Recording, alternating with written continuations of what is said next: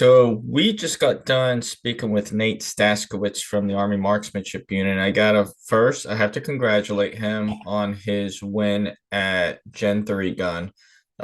It's a testament of his abilities and his skills, but it also, it's a testament of how passionate he is with going out and teaching other individuals. Like this Gen 3 gun is all about the junior shooters, and by him and the other individuals from the AMU participating in this, it shows how much they care about the junior shooters.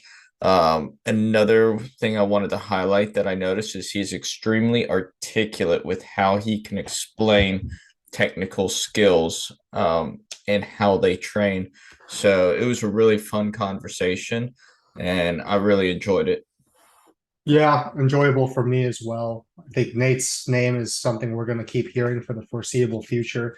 And it's at this point, we've interviewed two guys from the AMU, and I would say that the way they evaluate character and also potential is very consistent, and they seem to always get like good dudes with really good work ethic who are going to uphold the legacy of champions that's inherent to that team.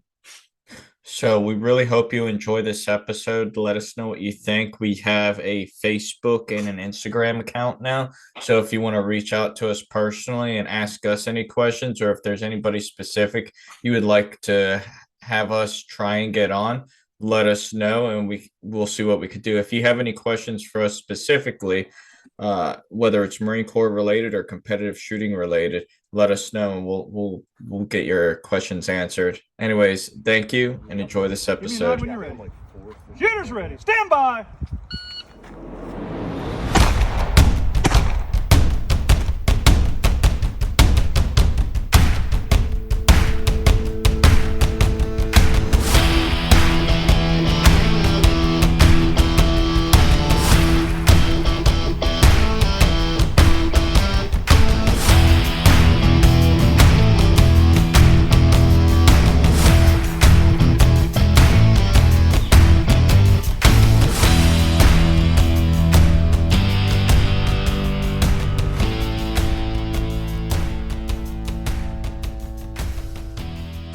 Hey everyone, this is Matt Gunlock from the 3GIQ podcast. I'm joined with Frank Gow, and we have a very special guest, Nate Staskiewicz. He is currently a member of the prestigious Army Marksmanship Unit.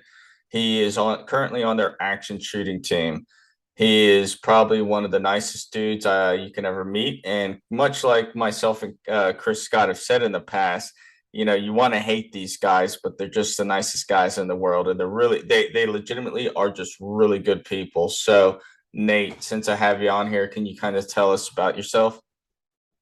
Yeah, so I'm Nate Staskiewicz, originally from Omaha, Nebraska.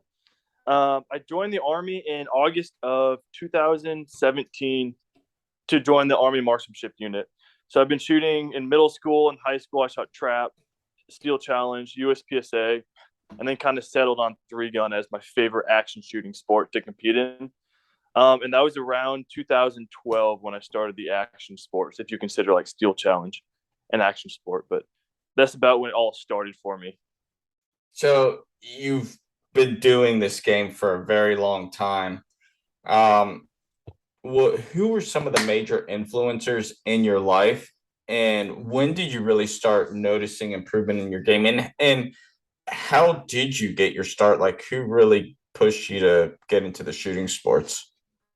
So my dad got me really started into it. He never really pushed me into it, but he ran the Omaha Police Department's firearms department for like 12 or 14 years, or like a really long time. So he handled all the new recruit classes, the firearms, like the rifle program, like the recertifications and all that stuff. So he'd been teaching shooting for a very, very long time.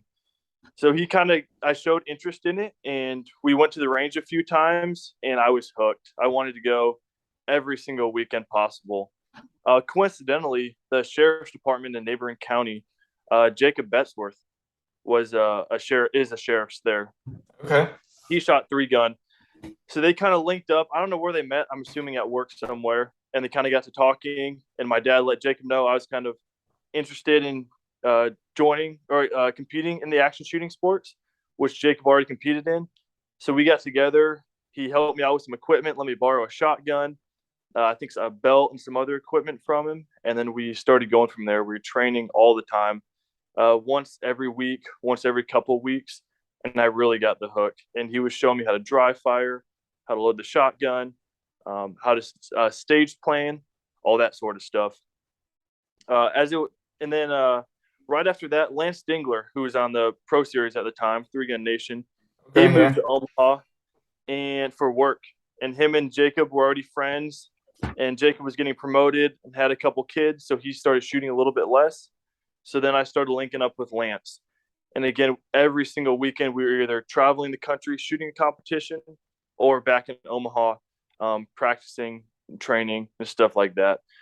So really through shooting pretty much every weekend, I noticed I started improving pretty quickly.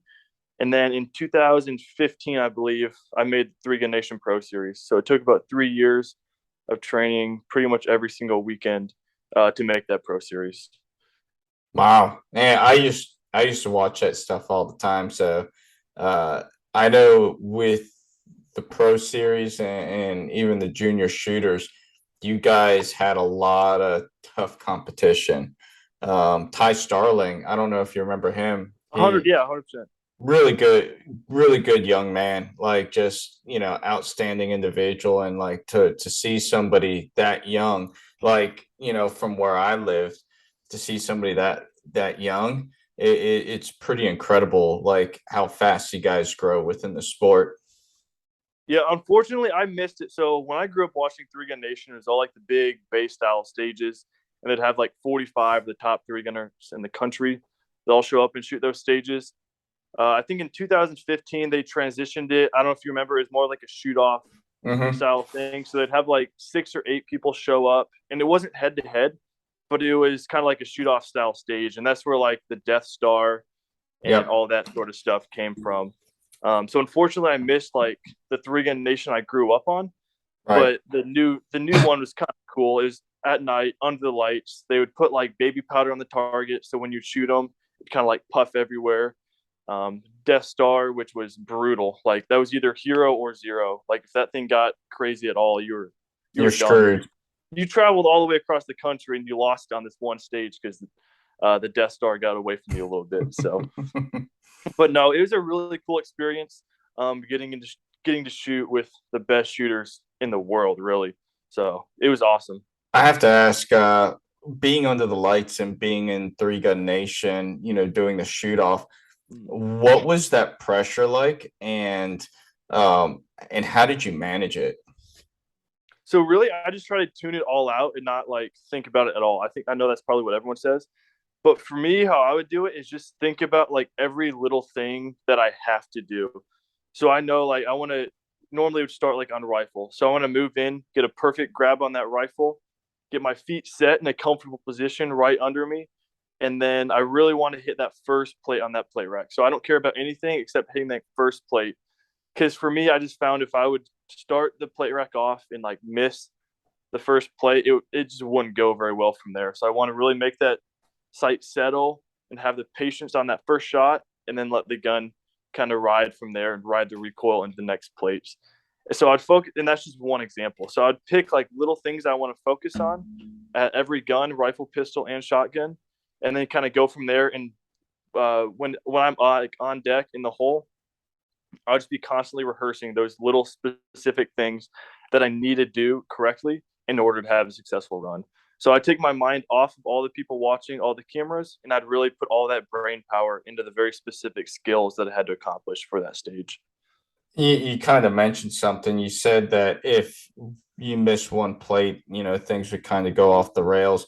But what if you did make a mistake? How would you, what was your recuperation like? Like, how did you immediately fix it? Like we talk in Three Gun, hero zero or making a mistake. And in the middle of a stage, you have to adjust your plan on the fly. How do you do that? So for me, it's just realizing you can't get that time back. Like once the time's lost, like it's gone. So there's no use trying to like speed up because from there it's just easier to like mess even more stuff up. So from there, I'll really just focus on being disciplined on my sight. So for example, we go back to that rifle plate rack. So if I miss that first shot, I go, okay, I need to regroup, get that perfect sight picture on that plate, pull one good shot in the dead center of that target, and just kind of get the run back on track.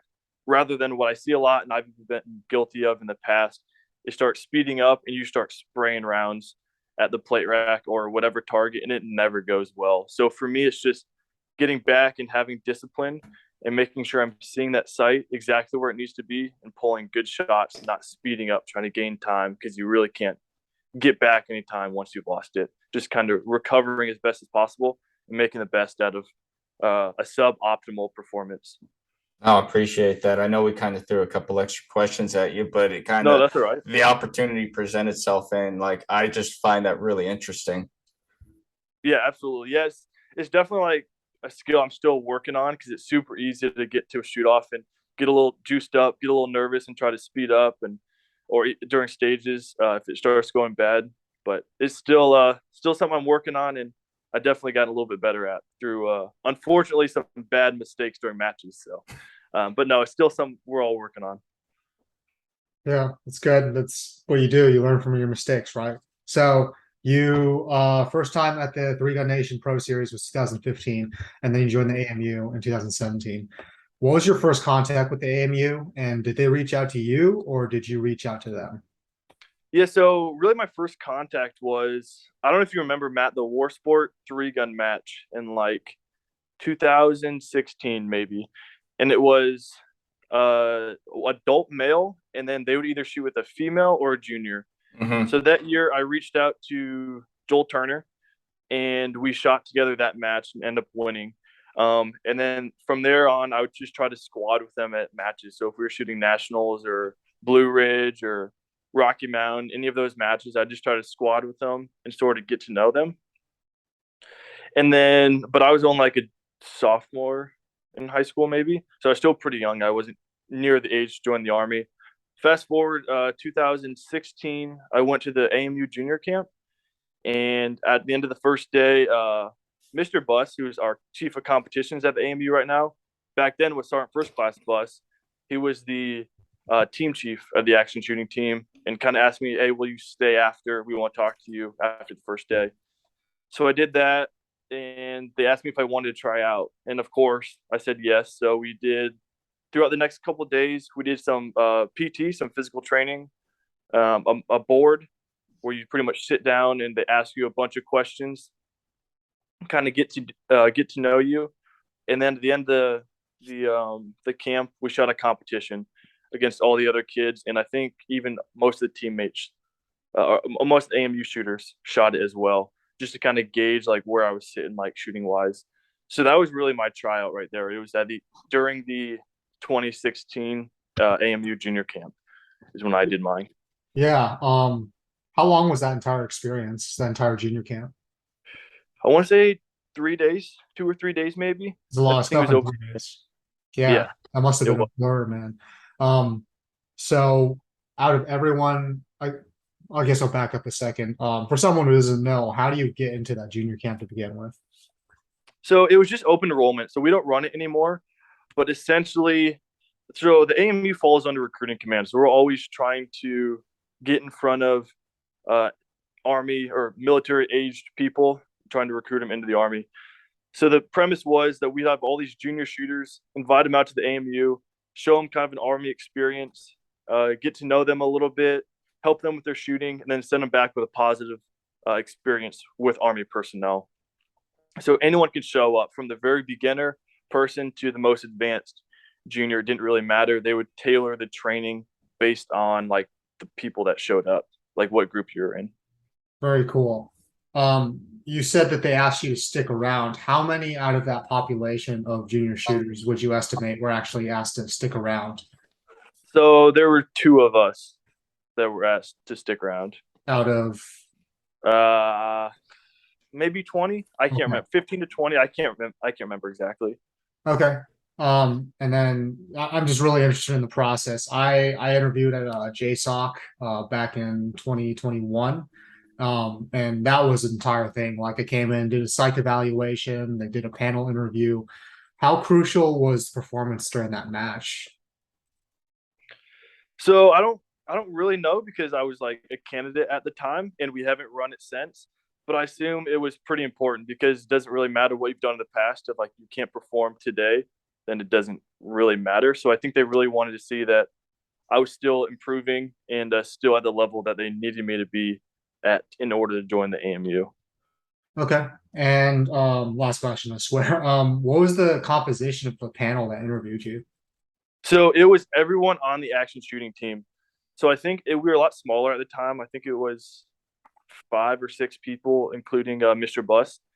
And it was just the random questions, just kind of get to know you, who you are as a person, what your interests are, hobbies, stuff like that. And then like a few off the wall questions. But it wasn't anything like super, super stressful or anything. They just kind of wanted to get to know you as the person and see how you'd kind of mesh in with the team. Okay, and then it's two more questions. If you were to look back on that process, was there a certain point at which you were like, yeah, I clinched it? That's the point at which the panel looked at you and like, yes, we want Nate. And then actually we'll just go with that first. Honestly, not really. I didn't really know what they were looking for at the time. I know I shot pretty well. I did pretty well at the PT. I think I did okay at the board, but like honestly, like you don't really know what they're looking for at that time. So I thought I did pretty well, but there's never a point where I was like, oh yeah, I 100% got the job. Until the end of the camp, Mr. Bust again asked us to stay around and told me I got the job. Nice. Well, happy it worked out for you. The only comment I'd make, Matt, is it sounds remarkably similar to what you guys put us through at the end of 2021 championships. Yeah, I'd say a bit more lengthy. You know, for us at Marine Corps Championships, it's a week long of just competitions, but we're constantly watching people and how they perform. We're watching for their character, and then for those that we really want to see about bringing out for the summer, uh, we do a panel interview, and just each person on the team pretty much asks the different questions just to kind of gauge their mindset. Right. Yeah, it's pretty similar, just a lot shorter for my tryout, obviously. So I gotta ask, what has the Army Marksmanship Unit done for you in terms of increasing your ability, and who are some key influencers and motivators in your life that keeps you at the top of your game? So the AMU's done a ton for me. So it's an awesome place to work, and they really do everything that they can to make you successful. Like whether it be equipment, your guns, we have a bunch of ranges with a bunch of steel on them, so training's never a problem. A bunch of ammo, pretty much anything you need to be successful, they'll do their best to make it happen. So whether like at a point long range shooting was my weakness in 3-gun. So I just checked out a bunch of 77 grain ammo and went and shot a bunch of long range, which is very expensive. So very grateful for that. And I really saw a lot of improvement during that time, being able to just really focus and dial in my long range 3-gun shooting. So again, they'll pretty much do everything they can to make you successful. And I've really reaped the benefits of their generosity and their willingness to again do everything they can for us.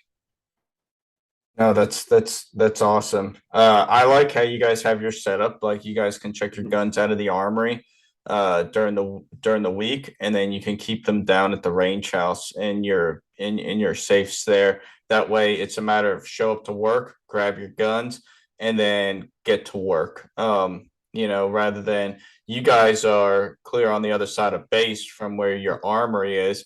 And if you had to go there every day, twice a day, that would eat up a lot of time in training.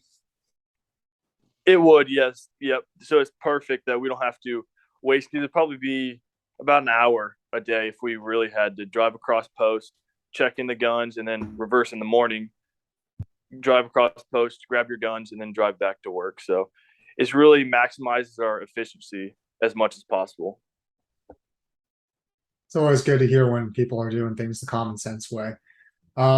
Next question for you is, Do you have any ancillary activities like fitness, hobbies that you use to balance the focus and competitive shooting? Matt and I have talked about burnout and just like focusing too much on the shooting side of things. Is there anything that you do to balance things out? Yeah, so right now I'm just really focusing on college. So I have a couple semesters left on my bachelor's degree. So when I'm not at work, I'm really just focusing on that. And then I also bought a house about a year ago. So I'm always working on like the yard or house projects and stuff like that. So it really just gets my mind off of just shooting because I do it for a living, obviously. And it really kind of helps me like unwind and then I can ramp back up when I have to go to work or to a competition. So I'm not just 100% solely focused on shooting 24/7, which is really nice. Yeah, it's good to have things in which there's not an expectation of performance and there's really nobody sitting there watching you pull weeds. So yeah, Right. I feel that, man. I feel Not that. the most fun thing in the world pulling weeds, but I think it's necessary to kind of, It's honest work. yeah. Hey, I have to ask, did you ever look into the tractors after we talked that one day? I have not yet. I went on leave right after that, so I haven't looked at them yet. But unfortunately, it rained a bunch when I was gone, and I got back last night, and the weeds are like a foot long. So I got a lot of work to do after this. So you and I met in 2018. We were able to work out a deal to where the Marine Corps shooting team came down to you guys, and it opened up so much to us in terms of how to train, how to set goals, achieving certain gates, and then how to prioritize certain actions before a match. Can you go into some of that? Like you guys just really did a really good job of opening us to how to properly train. So for me, it all starts in like doing like a match recon of the match you're going to. So if I'm going to shoot like an Aaron Hayes match in Texas, I know what to expect. Kind of, there's going to be a bunch of long range shooting off of a bunch of weird positions like rocks, trees, logs, all that sort of stuff. There's going to be a lot of probably far slugs on relatively small targets, and probably a bunch of like kind of hide and go seek little steel going through like little jungle runs. So I know what to prepare for there. Rather than if I'm going to multi-gun nationals, it's going to be a lot of really technical shooting with like no shoots and that sort of stuff. So to me, it's really important to kind of know what I need to train. So if I'm going to Texas to shoot the long range match or the Aaron Hayes match, I'm not wasting my time doing a bunch of really technical base style stuff. So it's just being really focused in that training and picking out the very specific stuff you want to work on. And then also being like realistic and honest with yourself on your abilities. So if you know you're weak on just say shooting slugs, for example, spending time on just doing that, even though it might not be the most fun thing, like getting beat up by that recoil, just focusing on that because it's going to be no fun. Like you're having a really good stage run and then you get to the slug portion of the stage and then you miss a bunch of slugs, get a bunch of penalties, and then your match is trash. So for me, it's really just being honest with myself on what I need to work on and picking apart those very specific things and working on those things for the matches. So that's the big thing there. And then also is making kind of gates. I know we talked about gates. So to me, there's two kind of gates. There's one which is like your performance gate. So I want to go to a match and I want to get 90%, say, at the match. But the gate I look more towards is what do I need to accomplish before I go to a match. So for me, it's being really, really comfortable with my guns and having a lot of confidence with them. So I want to know my dope or my zero and my data is perfect on my rifle. I want to know like my BDC is lining up perfectly. My zero is perfect. With pistol, I do a drill called 20 Alpha. It's like hands down my favorite drill. And how it works is you have a USPSA target with the head, what's called standard or classic, whatever, at 10, 15, 20, and 25. And I want to be able to draw and shoot 5 rounds as fast as I can keep them in the A zone. And I also want to make sure I'm watching my sights and the gun's tracking good. So I want to make sure that gun's going straight up and down. I'm calling my shots. So say I have one just inside the C, I'm able to call it after that run. And I'm not just shooting like, oh, all those shots felt good. And then I have like 2 A's, 2 C's, and a D. Like for me, I didn't gain any knowledge out of that performance. So I want to make sure I'm really watching those sights. They're tracking well. And also the bullets are going exactly where I want them. So I'll do that from 10, 15, 20, and 25 yards. I'll do that a few times, doing 5 rounds at each until I do 100% all alphas a couple times in a row. After I'm satisfied with that and the gun's feeling good in my hand, the sights are tracking well, I'll then do the exact same thing, but just on the head of the target. So again, starting at 10 yards, I'll draw and shoot 5 rounds into the head as quick as possible. Then again, 15, 20, and 25. So me personally, I know if I can draw the gun in on a full-size IPSC target or USPSA target, draw and shoot 5 rounds in the head as quick as that sight can recover, I'm very, very confident that every match I go to, I will not be asked to do that hard of task. So it just boosts my confidence. And then also going on to shotgun, I touched on it earlier, being really, really confident in your slugs, knowing exactly where they're going to hit, and then also being able to load the shotgun efficiently and consistently. So for me, the worst thing that can possibly happen, or I guess the second worst thing that can happen with a shotgun, is it going completely empty. So what I do is I'll put 4 pieces of like pop-up steel, so they have little springs on them, so they go down and pop back up.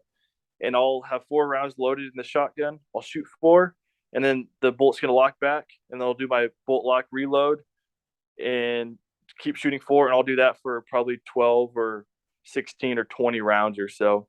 Just really working through the repetitions, because it does 2 things. It works on your normal load, but it also works on that bolt lock. So if the worst case scenario happens and I run that gun dry, then I'll be able to do it efficiently and not waste much time, because I've already kind of wasted a lot of time because I missed a lot up until that point if the gun went empty. So really be able to salvage that performance as best as possible. So those are really like my 4 or 5 like kind of gates that I know I want to reach before going to a match to have the best amount of confidence as possible. If that was kind of a long-winded answer, but that's just for No, me. that's What I do. perfect. That is absolutely perfect. I kind of have a follow-up for that. As we know in three gun, there's many different styles of shootings, from, natural terrain, jungle run type stages to base style stages. What are your favorite types of stages that you've encountered? So I really like the kind of like jungle runs, but with like rifle, pistol, and shotgun. So you'll see those a lot like out west in like Texas and stuff like that, where you're running 200 yards, you're shooting kind of hunting, pecking for a bunch of little pistol steel. You'll shoot some long range at the beginning and then end with some shotgun and then some slugs or something. So I just really like that, those long stages kind of running through the woods and shooting targets. To me, that's the most fun stages. You kind of mentioned something in there which made me think of, three gun in all its essence. You first stage of the day, or it's one of the, a stage in a match, and you have long range rifle. You're starting out with long range rifle. That can really set the tone of a match. You have to get through that in order for the rest of the stage to be good. How do you maintain that focus, and what do you do to prepare to get through that long range portion? That way you can get to the rest of the stage. So for me, it's really just staying disciplined on those sites. So it's super easy to get into a long range position, kind of rush the position. So I guess I'll back up. When I get into position, I want to make sure I take the little bit extra time to build that stable position. So if I'm in a reverse kneeling, I want to get that good knee to elbow contact. Or if I'm prone, I want to get that good flat body position, body straight behind the rifle to absorb the recoil as much as possible. And it really applies to every other position, just kind of melting into that position the best way possible to build as stable of position as possible. From then, I already have confidence in my data. I know my sight's going to hit exactly where I want it to. So from there, it's just having discipline on those sights. So really accepting the wiggle room of the sights, because it's never going to be perfectly still, and accepting that, and then just breaking perfect shots, not rushing them, not being like, oh, good enough, I might luck into a shot here or there. No, I want to know every single shot I take is going to be a hit. Now, sometimes that doesn't happen, but I want to know that I pulled the best shot I possibly could in that situation, because I took the time and had the discipline to really let that sight settle and break the shot exactly where it needs to be. So for me, it's not rushing shots and just really staying disciplined on those sights to make it happen. And like, you don't have to win the stage. Stages like that, you just have to survive. So even if I don't win it, I'm completely happy with that as long as I survived it and didn't lose too many points. So I'm never gonna like try to burn down really the first stage unless it's like nationals and I'm a little bit behind and I have to put the pedal to the metal. But besides that, like I'm just gonna try to be consistent, be smooth, survive the stage, and then I can live to die another day on the following stages. So a lot like the Marine Corps shooting team, you guys get tasked out to train other units. How do you balance training other units when you have a major match on the horizon? So like honestly, it can be tough because we get so many requests and we have so many matches to do. But I think it's important to remember that like we're support personnel at the end of the day. So we're recruiting and we also increase lethality. So we always do everything we can to try to make it happen and do as much instruction as we can. And that also goes into that time management. So sometimes we'll go to matches and we like shoot through the last day and we'll go to a location, do some training, or we'll go right from training to a match. So sometimes I'll have like a day or two to prepare. So it's really important to know your own personal gates, like I explained earlier, and what I have to accomplish and what I have to be comfortable with in order to go to a match on short notice and perform to how I need to perform. So you yourself are, I gotta ask, how does the AMU keep you guys relevant in terms of going to specific schools? You yourself, you're an 11 Bravo infantryman, and you've been to infantry school, jump school, and various other schools. What is the purpose of sending soldiers from the AMU to those specific schools? Yeah, so there's some schools we have to go to as soldiers, like non-commissioned officer, like academies, like promotion schools and stuff like that. But the AMU is really good at letting us kind of broaden our experiences and go to other schools. So, like you said, I've been to airborne school, air assault school, and a few other schools to just kind of broaden our experiences as much as possible. It's also cool we get to see how other people teach and kind of experience other things. Another thing is it's pretty cool to get paid to like jump out of planes and rappel out of helicopters and be climbing through the mountains of Idaho doing high angle, long range shooting. And again, it just really broadens our experience level as like non-commissioned officers and soldiers. But yeah, I think it's just a really good opportunity. And I'm glad the AMU does it for us and allows us to. Do like the other units, whenever you go teach them and train them, do they appreciate the knowledge that you bring, and that balance of the military schools with the multi-gun type training? So honestly, it's not the biggest deal to them that I've been to like a few of the schools I've been to. It's more of the knowledge we bring from the multi-gun. So a lot of this, like the efficiency and all that sort of stuff, shooting on the move, in and out of positions, all this sort of stuff to make them a little bit faster and a little bit better at their job. So it's more about the competition level we bring and the skill level we bring rather than like some of the schools we've been to, because they've all pretty much been to the same schools for the most part. But yes, it's just about our skills and the knowledge we bring and the expertise we can bring to them.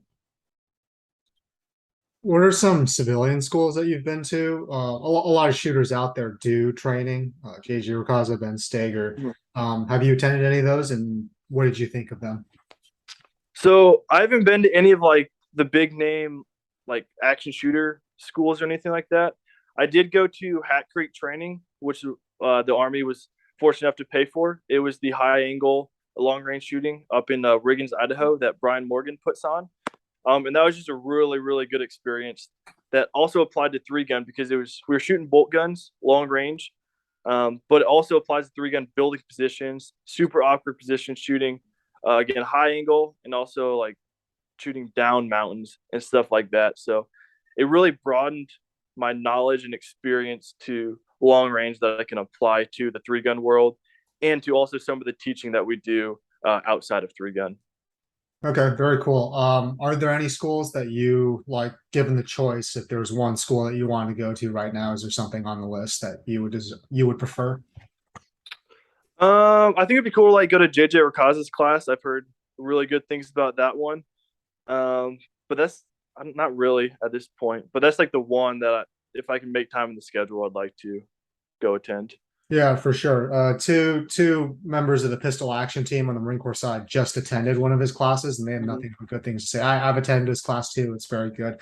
Um, Last question for you. So, attending all these courses, do you feel like it's important to your proficiency as a shooter to also develop as an instructor? 100%. So that's another thing with teaching is with those super short timelines. I found that when you're teaching something and explaining the very fine details of something, it kind of makes you do it correctly as well. So explaining it, demoing it, and then also like we compete with the drills against the students as well. And it really forces you to do everything correctly and think through everything that you need to be doing. It's super easy to kind of be doing your own training and to get kind of lazy with stuff. Um, and again, teaching, uh, talking about the fine intricacies of like, say, target transitions and stuff like that. It really makes you focus on, hey, make sure you're using your legs, getting your eyes to the target first, driving the gun with your legs, and all that sort of stuff. And it helps you kind of get out of that cycle of being lazy and just kind of doing like the status quo of like the training you do from day to day, and really makes you focus on the fine things, the finer points of the shooting techniques. So we've kind of talked about prioritization and work-life balance, but how do you prioritize work with schools and the other various activities that you find important to yourself? So yeah, so the AMU is great where they don't believe in like wasting your time. So we travel a lot, and when like you're home like in garrison, like get your training done and then go take care of what you need to take care of. Um, so that like the only thing that can be tough, I guess, is trying to do college and travel at the same time. It's just kind of having the discipline of getting home from a long day shooting and then get to the hotel room and type of paper or do some discussion boards or take a test or something like that. But really, besides that, the AMU does a great job of making sure that like you yourself are taken care of so that you can perform at your best when you're representing the Army. So they'll do everything they can to help your work life balance and make sure you're not like too overworked or too stressed out at home so that you can perform the best you can. Very cool. Hey, congrats on being so close to getting your bachelor's degree, man. That's really notable, especially given the amount of training you do, training other units, traveling on the road. Um, yeah, that's a lot of like that. It's pretty remarkable you've been able to get that done. Last question for me is, what advice would you give someone looking to join the AMU? So some advice I would have is train hard. So to even be considered to join the AMU, you have to be at a pretty high level. Like you need to be like 85 or so percent of like a match winner or your division winner to even be like kind of looked at. If you're not at that level, like that's okay. Like we're still like looking out for the people who are up and coming and have potential. But just kind of know that you need to kind of be at the 85 to 90% level to like really be considered. Also, like if you see us at matches, come talk to us. We're more than happy to talk to you guys, answer any questions, and that also helps you kind of get on our radar as well. Let us know that you're interested in joining the AMU. Also, do good in school. Obviously, join the military. You have to pass the ASVAB. Like you can be the best shooter in the world, but if you can't pass the ASVAB, like you can't join the military. So that's another thing. And then also like this sounds super simple, but don't like get in trouble with the law. Like we can't hire you if you have like a pretty bad rap sheet or something like that. So again, really just focus on being the best shooter you can and do good in school. And that's about the best advice I can give right there. It's good advice for anybody looking to join the military, just good advice for young people in general. But okay, thank you for that, Nate. Yeah, absolutely. So is there anything you'd like to leave the listeners with? Yeah, I mean, I just really appreciate you giving me the chance to be on your podcast. I kind of covered a lot and kind of got long-winded with some answers. But if you guys have like any more questions or like any more follow-up stuff, feel free to reach out to me on like Instagram, Facebook. Like if you can't find me, the AMU's Facebook page, reach out to them and they'll get a hold of me or something like that. But we're always more than happy to answer questions and help you guys out as much as possible with any question we can answer. So that's about all I got. we really appreciate you coming on here, Nate. You remind me a lot of the stuff that you guys taught us back in 2018 whenever we set up that training opportunity. And it's just always a good refresher to be reminded about some of those skills. I appreciate it. And I'm sure the listeners will absolutely. appreciate all this stuff too. Yeah. So Yeah, thanks for having me. Really appreciate it. yeah, absolutely. Tell everybody there I said hi. I will. All right. Well, listeners, thank you for everything. We hope you enjoyed this, and we'll see you on the next one.